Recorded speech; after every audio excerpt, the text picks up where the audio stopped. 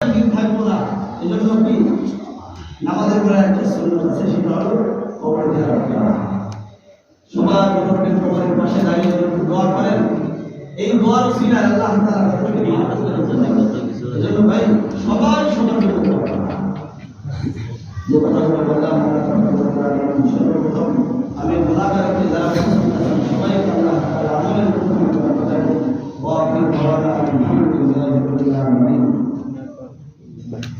আলহামদুলিল্লাহ, আমাদের নামাজের জামাতের টাইম 8:30। এখন সময় 8:40। যথাসময়ের মধ্যে আমরা মসজিদে চলে আসি।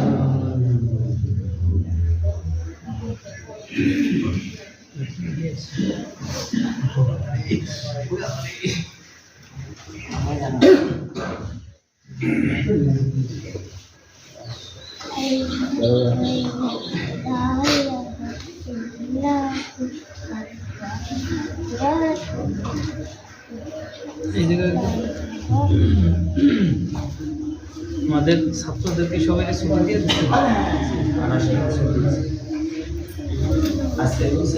মুরব্বী একজন এই আসছে আগে বলে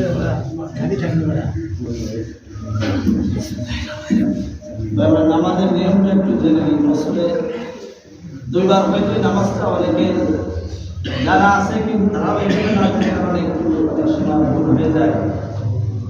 নামাজটা হলো ঈদুল ফিতরের 2 রাকাত ওয়াজিব নামাজ। নামাজটা হচ্ছে ওয়াজিব নামাজ।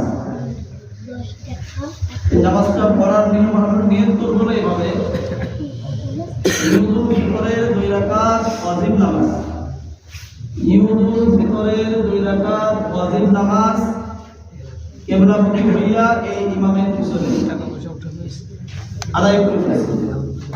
মানে হলো করতে পারি যে ঈদুল ফিতরের 2 রাকাত ওয়াজিব নামাজ 6 তাকবীরের সহিত কিবলামুখী আদায় করতেছি আল্লাহু আকবার। এটা হলো বাংলা নিয়ম। নিয়ম যখন শেষ হবে তখন